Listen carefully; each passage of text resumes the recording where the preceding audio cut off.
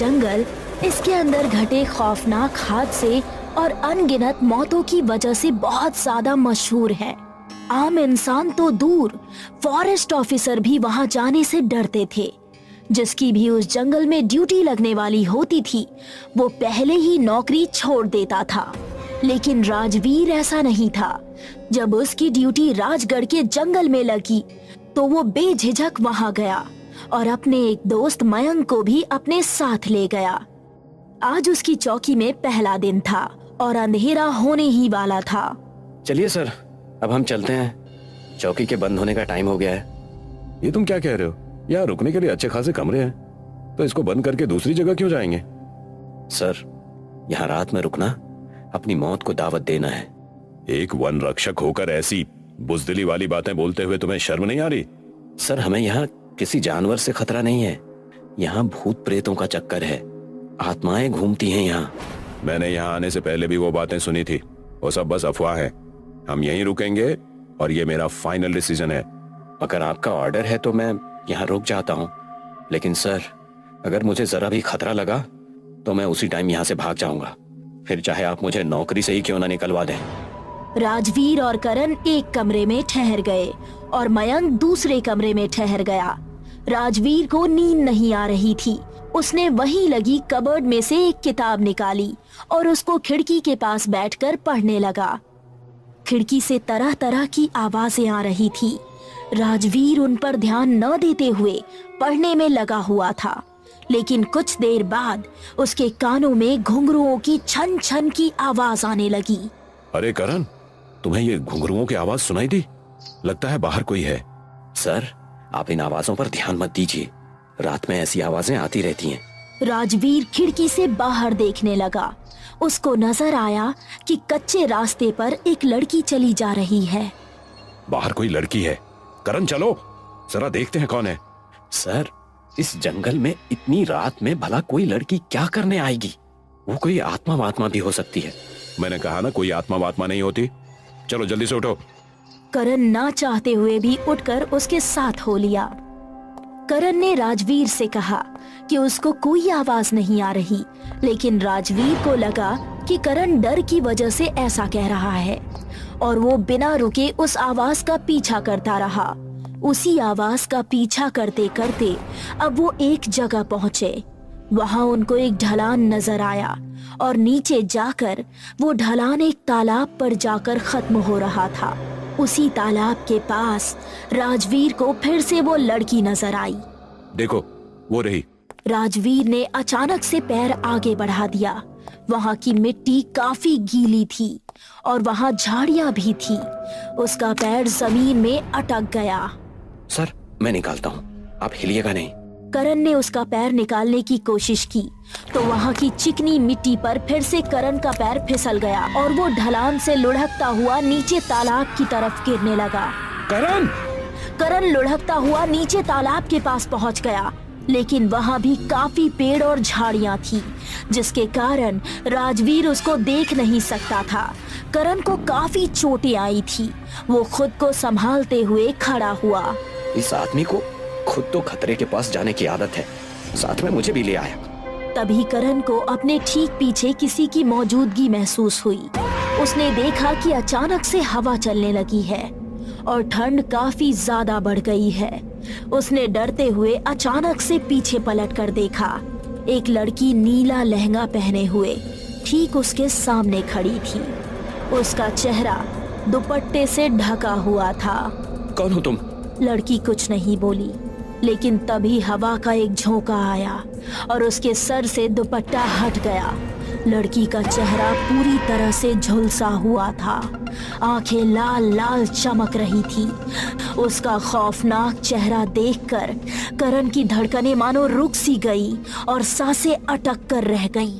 उसने करण की आंखों में अपने नाखून मार डाले और अगले ही पल उसने करण को फिर से पकड़ा और उसकी गर्दन में अपने दांत गाड़ दिए। ये कहकर उसने अपने पंजे से कई बार उसके पेट पर वार किया, फिर जमीन पर बैठकर उसका सारा मांस खाने लगी। इस तरफ राजवीर भी अपने पैर को निकालने में कामयाब हो चुका था। वो ढलान से धीमे धीमे नीचे उतरने लगा और उसको तालाब की तरफ वही लड़की जाती हुई नजर आई। वो लड़की तालाब में एक कदम रख चुकी थी। तभी राजवीर ने उसका हाथ पकड़ लिया। राजवीर की उससे नजरें मिली। वो उसकी खूबसूरती और शरीर की बनावट में खोने लगा, लेकिन अगले ही पल उसने अपनी भावनाओं पर काबू किया और फिर से उससे पूछा, कौन हो तुम और इस टाइम यहाँ क्या कर रही हो? मेरा नाम निहारिका है। यहाँ तालाब पर मरने के इरादे से आई हूँ। देखो, मैं इस जंगल का फॉरेस्ट ऑफिसर हूँ। जो भी परेशानी है मुझे बताओ, मैं तुम्हारी मदद करूंगा। मैं राजगढ़ में अपनी छोटी बहन सृष्टि के साथ रहती थी। अभी कुछ दिनों पहले मेरी बहन न जाने कहाँ गायब हो गई। ठाकुर साहब के छोटे भाई का उसके साथ मिलना जुलना था। मैं उसको ढूंढते हुए वहाँ पहुंची तो उसने मुझे बुरा भला कहकर भगा दिया। तब से ठाकुर के आदमियों ने मेरा जीना दुश्वार कर रखा है। पूरे गांव में ये अफवाह फैला दी कि मेरी बहन किसी के साथ भाग गई है। उसके बाद गांव वालों ने भी मुझ पे गंदी नजर रखनी शुरू कर दी। अब ऐसे में मैं भला क्या कर सकती हूँ? आप चलिए मेरे साथ, मैं आपकी बहन को ढूंढने में आपकी मदद करूंगा। मेरे कहने पर पुलिस कार्यवाही जरूर करेगी। आप ये मरने का इरादा छोड़ दीजिए। उसकी बात सुनकर वो चुपचाप उसके साथ चल दी। जब राजवीर चौकी वापस पहुंचा तो मयंक दरवाजे पर खड़ा उसका इंतजार कर रहा था। राजवीर के साथ निहारिका को देखकर वो भी उसकी खूबसूरती में खो गया। तू बाहर क्या कर रहा है? कहाँ चला गया था तू? अरे ऑफिसर मैं हूँ, तो मैं तुझे क्यों परेशान करता? इसलिए तुझे सोता हुआ छोड़कर चला गया। ये कौन है? फिलहाल अंदर चलते हैं, बाद में बता दूंगा। कहकर वो तीनों अंदर गए।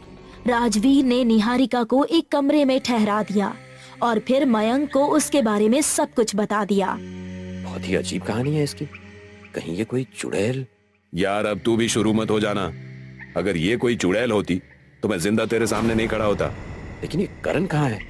वो भी अपने कमरे में नहीं है। वो बहुत ही डरा हुआ था। लगता है जैसा उसने कहा वैसा ही किया, भाग गया वो। आई थिंक अब तो सुबह ही आएगा। चल ठीक है, अब दोनों सो लेते हैं।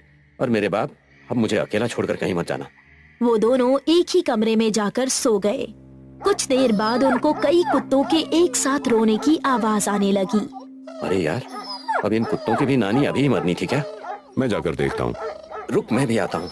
और दोनों रूम से बाहर निकले।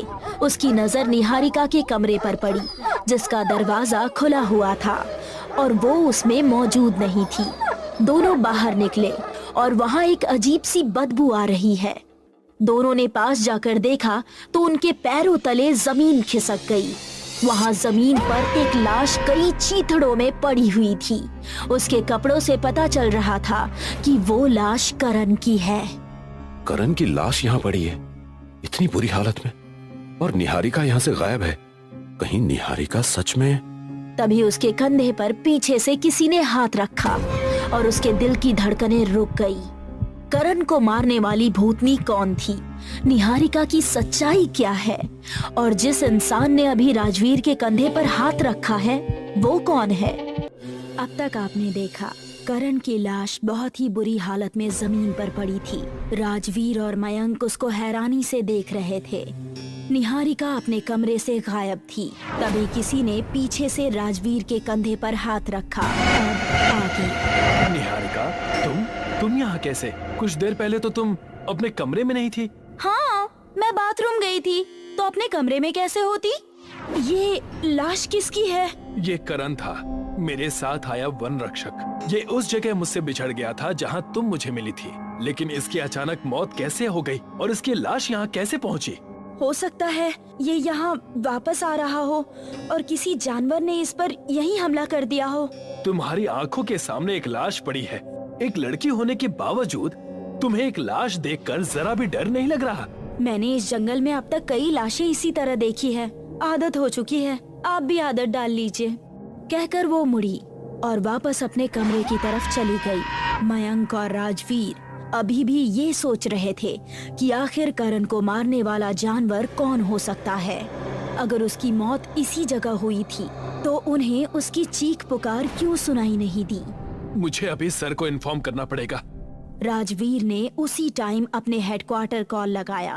सर, मैं राजीव बोल रहा हूँ। बोलो राजवीर, क्या बात है?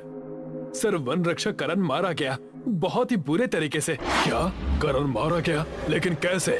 सुनकर राजीव ने उसको सब कुछ बता दिया। ठीक है, मैं अभी मदद भेजता हूँ। शिंदे, तुम अभी के अभी राजगढ़ पहुँचो। लेकिन सर मेरा जाना वहाँ जरूरी है क्या? मैंने पहले भी कई बार नोटिस किया है कि तुम हमेशा राजगढ़ जाने के नाम पर डर जाते हो। क्या तुम एक फॉरेस्ट ऑफिसर होकर जंगल जाने से डरते हो? सर मैं जानवरों से नहीं डरता, लेकिन उस जंगल में भूत प्रेतों का वास है। चुप हो जाओ, तुम वहाँ जा रहे हो और ये मेरा ऑर्डर है। ये सुनकर शिंदे ना चाहते हुए भी अपने साथ एक वन रक्षक रवि और एम्बुलेंस लिए जंगल पहुंच गया। कितनी खतरनाक मौत हुई है इसकी। तुम यहाँ पर रुके ही क्यों थे? सर मेरी ड्यूटी लगी है यहाँ। अगर मैं यहाँ नहीं ठहरूंगा तो और कहाँ ठहरूंगा? लेकिन रात में यहाँ रुकना सही नहीं है। मैंने तुम्हें यहाँ आने से पहले ही समझाया था। क्या हुआ?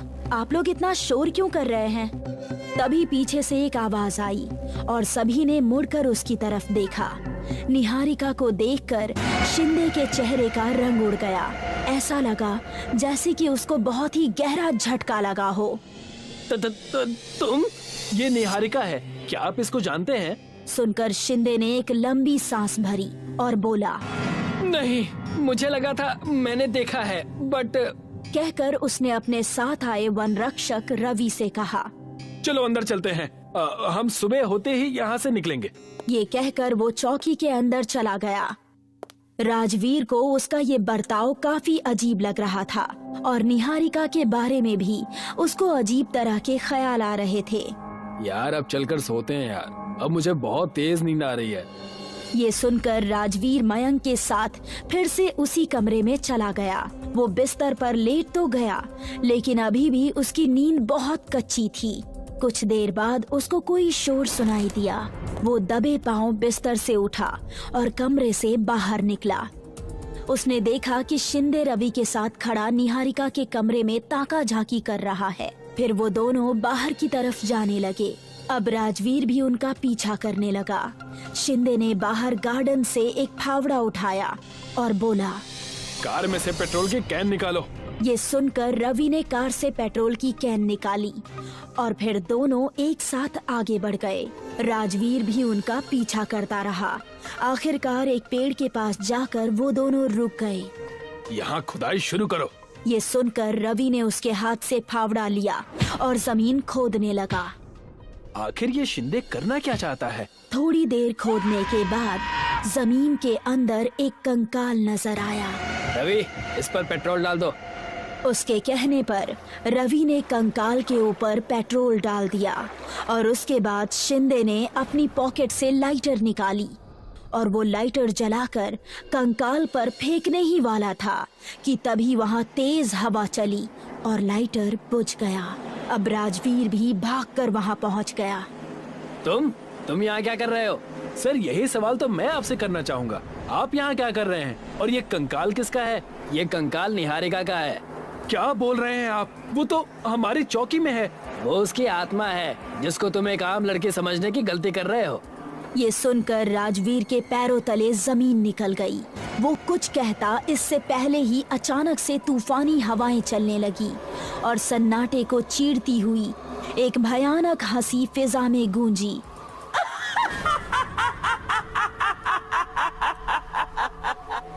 तो सामने निहारिका खड़ी हुई थी। निहारिका, तुम यहाँ?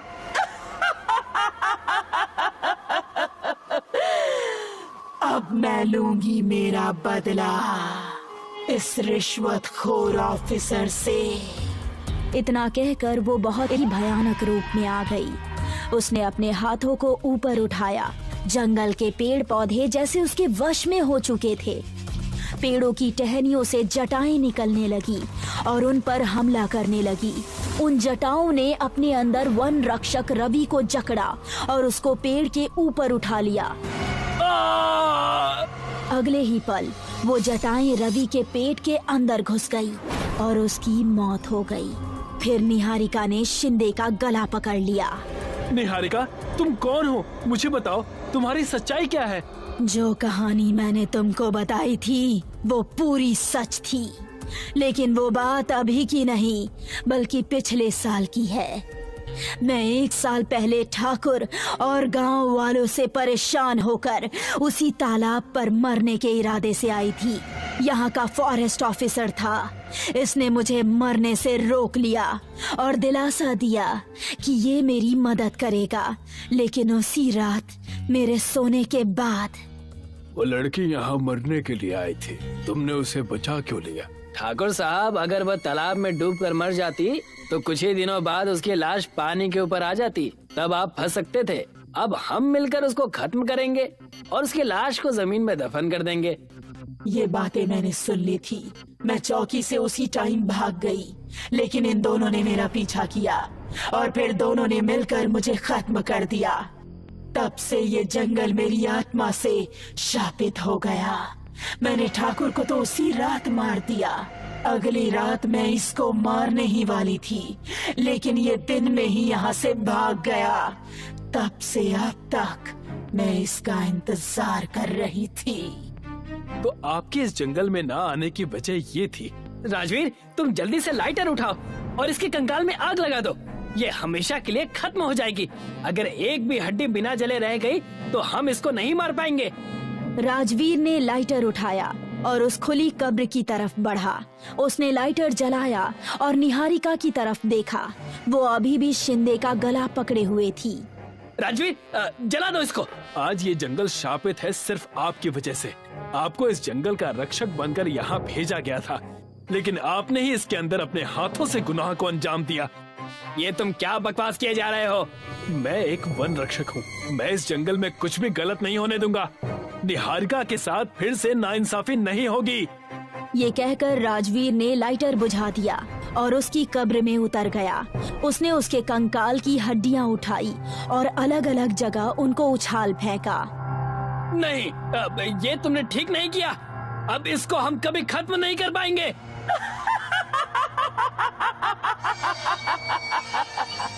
निहारिका ने शिंदे को दूर फेंक दिया। फिर उसने अपने दोनों हाथ ऊपर हवा में उठाए और पेड़ों से फिर से कांटों वाली जटाएं निकल गई और उन्होंने शिंदे को जकड़ लिया।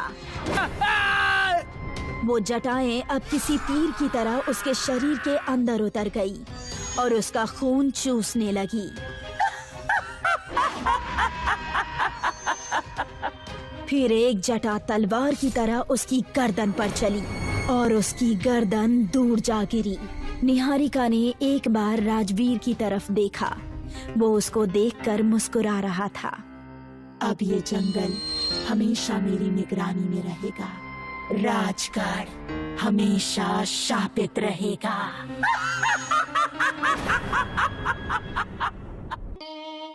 ये प्रोजेक्ट कल ही क्यों सबमिट करवाना है यार? कुछ दिन और दे देते तो आज हमें यहाँ रुकना नहीं पड़ता। मुंह बिगाड़ती हुई ऐना बोली और अपनी नोटबुक पर कोई आकृति बनाने लगी। निकोल कब से उसे और उसके द्वारा बनाई हुई ड्राइंग को देख रही थी। 1 मिनट, देना तो तेरी नोटबुक। अचानक से निकोल ने ऐना की नोटबुक अपनी तरफ खींच ली। वाह ऐना, क्या बनाया है तूने? वाह यार, क्या बनाया है तूने? ये खूंखार मानव भेड़िया जिसकी आंखें भी चमक रही हैं, बहुत ही गजब की ड्राइंग है।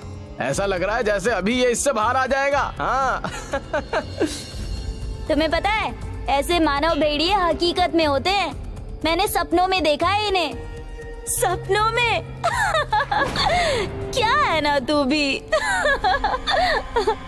कहती हुई निकोल हंसने लगी। साथ ही साथ बाकी सब भी हंसने लगे।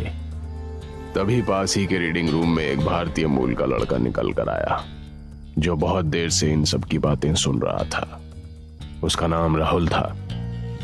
वहां से उठा और बुक रैक की तरफ चल दिया और एक बुक जिस पर बड़े बड़े अक्षरों पर वेयरवुल्फ लिखा था और एक खूंखार जानवर की तस्वीर थी, जो हूबहू ऐना की बनाई हुई ड्राइंग से मिल रही थी, अपने हाथों में लिए आया और आकर सबके सामने बैठ गया। गाइस, थोड़ी देर अपने प्रोजेक्ट को साइड में रखो। ये बुक मुझे मिल गई है। चलो मैं पढ़ के सुनाता हूँ। भेड़िया मानव एक मिथक जानवर है। इसके बारे में कहा जाता है कि असल में एक इंसान होता है जो खुद को एक भेड़िए में बदल सकता है। यह बदलाव पूर्णिमा के चांद से होता है। कहते हुए राहुल सबको देखने लगा। ये कैसे हो सकता है?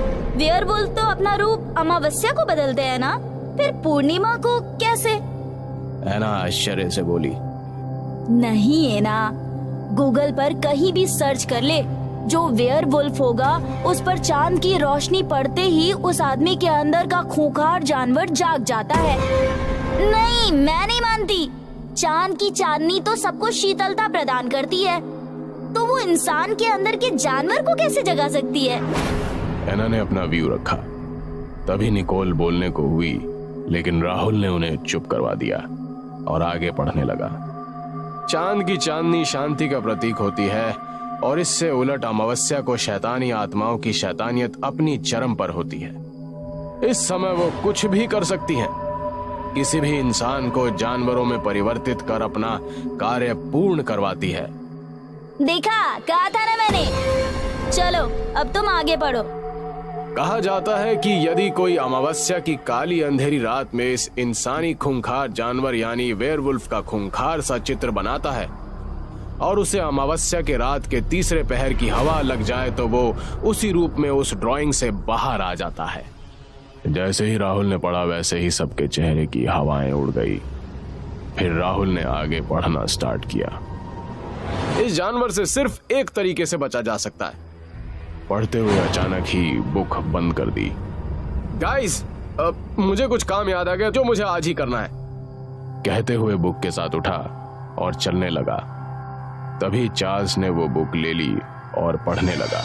इस जानवर से सिर्फ एक तरीके से ही बचा जा सकता है और वो तरीका है चांदी की कटार। यदि सूर्य की पहली किरण के साथ ही उस वेयरवुल्फ पर उस चांदी की कटार से उसके ललाट के बीचों बीच वार किया जाए तो ये उसी समय खत्म हो जाएगा। पढ़ते हुए चार्ल्स ने अपनी गर्दन ऊपर की और सबको देखा। सब ऐना को ही देख रहे थे। वहीं खड़ा राहुल सबको घूर रहा था। ऐना, तूने भी तो ड्राइंग बनाई है ना? और आज कहीं अमावस्या तो नहीं? एक स्टूडेंट एंथनी ने ऐना को देखते हुए कहा। तभी अचानक किसी छोटे बच्चे के रोने की आवाज आई। गाइस, कोई बेबी रो रहा है। लगता है किसी को हेल्प की जरूरत है। चलो ना चले। कहते हुए ऐना ने सबको अपने साथ लिया और बाहर जाने लगी। इस कॉलेज के एक तरफ बहुत बड़ा और गहरा जंगल था। वो आवाज वहीं से आ रही थी। रात के इसकी अमावस्या का तीसरा पहर लग चुका था। वो सब इस अंधेरी काली रात में धीरे धीरे जंगल में आगे की ओर बढ़ते जा रहे थे। अचानक ही मौसम में परिवर्तन हुआ और खूंखार जानवरों के दहाड़ने की आवाजें आने लगी। चमगादड़ों और उल्लुओं के चिल्लाने की आवाज आने लगी थी। वो सब इस काले जंगल में अपना रास्ता भटक चुके थे। सबने अपने फोन की फ्लैश लाइट्स ऑन कर रखी थी। डरते डरते सब धीरे धीरे आगे बढ़ रहे थे कि तभी ऐना को कुछ ही दूरी पर लाल रक्तिम आंखें नजर आई। वो डरते हुए वहीं रुक गई। क्या हुआ है ना? तू रुक क्यों गई अचानक? देख, ये जंगल खतरों से खाली नहीं है। हमें जल्द से जल्द सुरक्षित स्थान ढूंढना होगा, वरना कभी भी हम जंगली जानवरों का भक्षण बन सकते हैं। ऐना को देखते हुए निकोल बोली। वो वहाँ। बड़ी मुश्किल से आवाज निकालते हुए ऐना कुछ ही दूरी पर लगे एक बड़े से पेड़ की तरफ इशारा करते हुए बोली। सब उस ओर देखने लगे। सबको वहां चमकती हुई सी दो आंखें दिखी जो रक्तिम लालिमा लिए हुए थी। सूखे पेड़ों के पत्तों की सरसराहट और जंगली जानवरों की भयानक आवाज साफ सुनाई दे रही थी। अरे खड़े क्या हो, भागो! लगता है आज रात अमावस्या का तीसरा पहर शुरू हो चुका है। कहते हुए चार्ल्स ने चिल्लाते हुए कहा और वहां से भाग खड़ा हुआ। देखते ही देखते वो सब वहां से भागने लगे। तभी अचानक ही उनके आगे एक बहुत बड़ी आकृति आ गई और उनका रास्ता रोक लिया। उनके सामने एक खूंखार वहशी दरिंदा खड़ा था जो आधा जानवर और आधा इंसान था। ठीक वैसा ही जैसा ऐना ने अपने सपने में देखकर वो ड्राइंग बनाई थी। ये तो बिल्कुल वैसा ही है, ड्राइंग जैसा। कहते हुए ऐना उस खूंखार जानवर को देखने लगी। ऐना, भाग जल्दी, और तुम सब भी जल्दी करो। कहती हुई निकोल ने ऐना का हाथ पकड़ा और दूसरी तरफ भागने लगी। भागते भागते अचानक ही उस खूंखार जानवर ने उनके एक दोस्त एडवर्ड को पकड़कर अपनी तरफ खींच लिया। कुछ ही देर में बहुत भयानक चित्कार से वो पूरा जंगल गूंज उठा, लेकिन फिर भी वो सब आगे बढ़ते गए और यहाँ से बाहर निकलने का रास्ता ढूंढते रहे। चलते चलते वो सब थक चुके थे। थक हार कर वो सब एक पेड़ के नीचे आराम करने बैठ गए कि तभी निकोल के ऊपर कुछ गीला और चिपचिपा पदार्थ आकर गिर गया। ये क्या गिरा? गीला गीला, ये क्या है? ओ माय गॉड, ये तो खून है। निकोल जोर से चिल्लाई और पीछे हट गई। वहां बैठे सब लोग खड़े हो गए और अपने फोन की फ्लैशलाइट से उस पेड़ की ओर देखने लगे। सब चिल्लाते हुए कुछ दूर हुए ही थे कि तभी एक लाश उनके सामने आ गई, जिसकी आंतड़ियां बाहर आ रही थी और उसमें से बहुत भयंकर बदबू आ रही थी। वो इसी ग्रुप का वही लड़का एडवर्ड था जिससे वेयरवुल्फ ले गया था। ऐना और निकोल दोनों दूर भागी। हमारा यहाँ रहना ठीक नहीं है, हमें यहाँ से किसी और जगह चलना चाहिए। रोती हुई निकोल ने सबको दूसरी जगह जाने को बोला। वो सब आगे बढ़े ही थे कि एक बार फिर से वो वेयरवुल्फ उनके सामने आ खड़ा हुआ। अचानक ही वो खूंखार उन सब पर झपट पड़ा। उसने चार्ल्स को उठाया और जोर से एक पेड़ पर दे मारा। उसे सर पर बहुत गहरी चोट आई, जिससे वो वहीं पर गिर गया।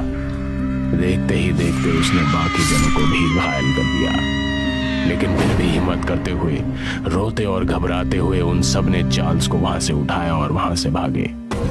अब तक वो अपने दोस्त साथियों को खो चुके थे।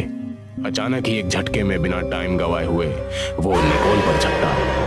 अपने दोस्तों की हालत देखकर ऐना को बहुत गुस्सा आया। तभी उसको राहुल की किताब की बातें याद आने लगी। अचानक ही ऐना की नजर आसमान में गई। देखा तो पूरे आसमान में लालिमा फैली हुई थी। वो वेयरवुल्फ निकोल को देखते हुए लार टपका रहा था और देखते ही देखते उसने अपने नुकीले दांतों से उस पर वार करने ही वाला था कि ऐना ने अपने पास रखी हुई एक चांदी की कटार निकाली और सूर्य की पहली किरण निकलने के साथ ही उस वेयरवुल्फ की ओर फेंक दी। एक भयंकर चित्कार उस पूरे जंगल में गूंज उठी और साथ ही साथ उस जंगल का काला घना अंधेरा सूर्य की रोशनी से छटने लगा था। सब खुश होकर नाचने लगे कि वो मानव भेड़िया मारा गया। सब उस खूंखार को देखने लगे। देखते ही देखते उसका रूप बदलने लगा और वो इंसानी रूप में आने लगा। जैसे ही वो इंसानी रूप में आया, सब एक साथ जोर से चिल्लाते हुए पीछे की ओर हट गए। राहुल, ये था वेयरवुल्फ? सबके मुंह पर एक ही सवाल था। Yeah.